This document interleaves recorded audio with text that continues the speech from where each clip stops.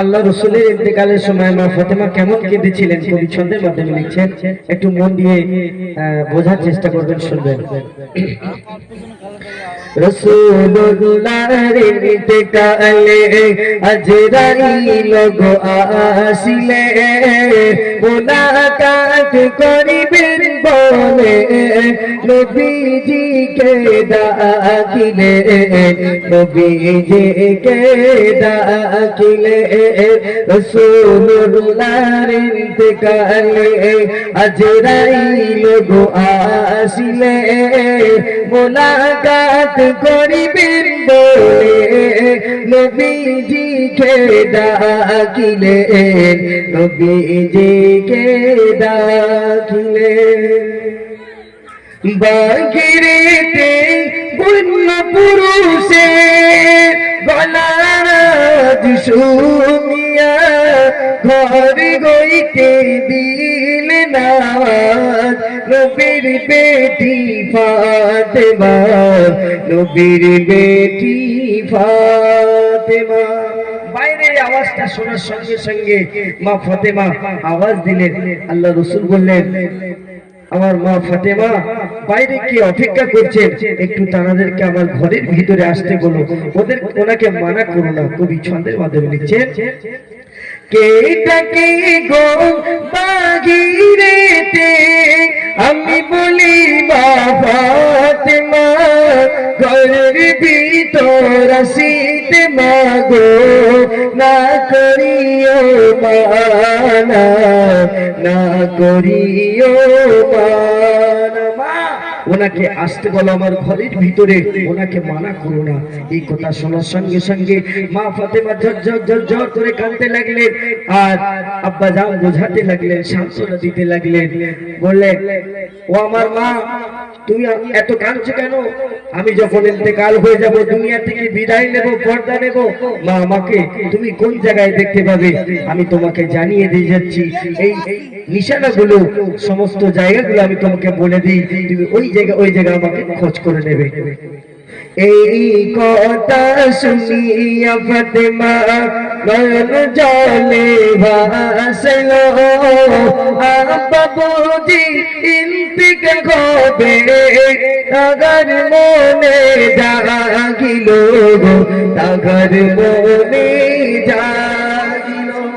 সঙ্গে সঙ্গে মা ফাতেমা ঝরঝর করে কাঁদতে লাগলেন। আল্লাহ রসুল নিজের বেটিকে বোঝাতে লাগলেন। কবি ছন্দের মাধ্যমে লিখছেন, নবীজি বলে, মা গো ফাতেমা, থাকো সবর করিয়া, রোজগারে পাইবে গো দেখা, দেখিও খোঁজ করিয়া, দেখিও খোঁজ করিয়া।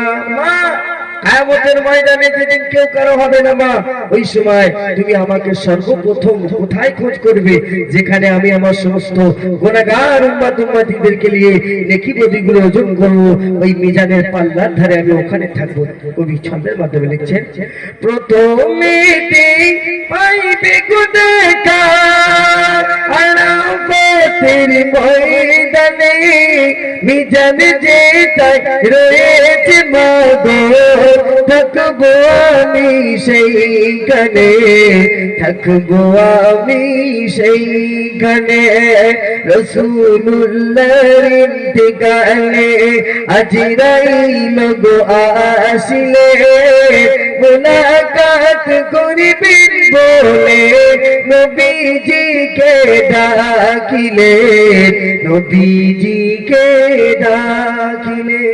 দ্বিতীয় বেলাতে, মা আমি কোন জায়গা থাকবো যেখানে আমার সমস্ত গুনাহগার উম্মতদেরকে লাইন দাঁড় করিয়ে ওই যে কাউসারের পানিটা পান আমি সকলকে করব, ওই জায়গায় থাকবো মা, ওখানে আমাকে খোঁজ করে নেবে। দ্বিতীয়তে পাইবে গো দেখা, হাউজে কাউসার যেখানে, মোর উম্মতের পান করাইতে, থাকবো মা গো সেইখানে, থাকবো মা গো সেইখানে।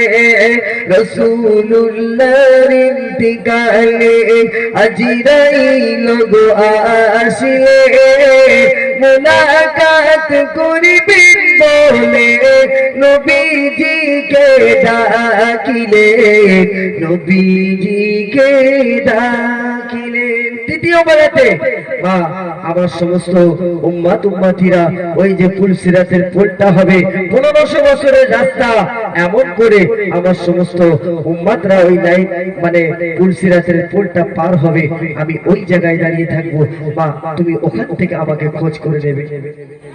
তৃতীয়তে পাইবে গো দেখা পুলসিরাতের পথে মোর উম্মতের পার করাইতে থাকবো মা গো সেইখানে, থাকবো মা গো সেইখানে।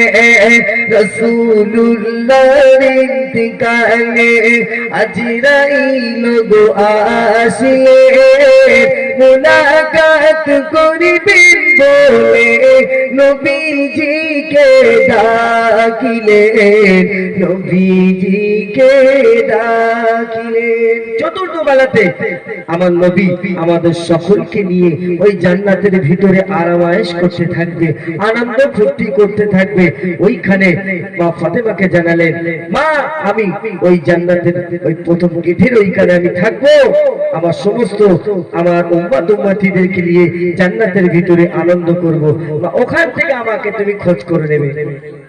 চতুর্থতে পাইবে গো দেখা বেহেশতের ওই বাগানে মোর উম্মতের সাথে মা গো ঘুরিতে থাকবো সেইখানে, ঘুরিতে থাকবো সেইখানে। রাসূলুল্লাহর ইন্তিকালে আজরাইল গো আসিলে মুলাকাত করিবেন বলে নবীজিকে ডাকিলে, নবীজিকে ডাকিলে।